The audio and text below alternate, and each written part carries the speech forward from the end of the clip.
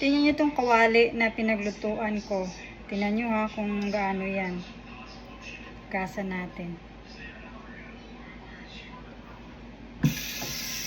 Ang hirap naman ng taga-video.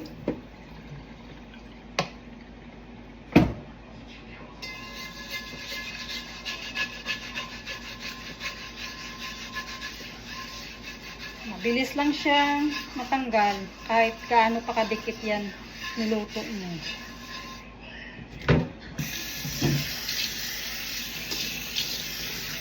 Ilagay natin. Kung nakikita niyo. Sensya, wala akong taga-video.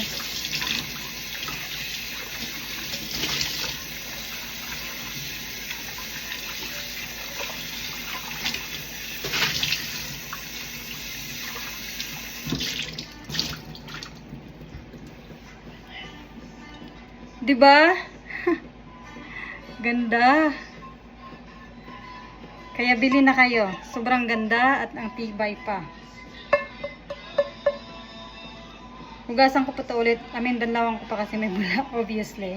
Pero ang point ko is, kahit gaano pa yan kadikit pag nagprito ka, kahit kuskusin mo pa yan siya, mabilis matanggal.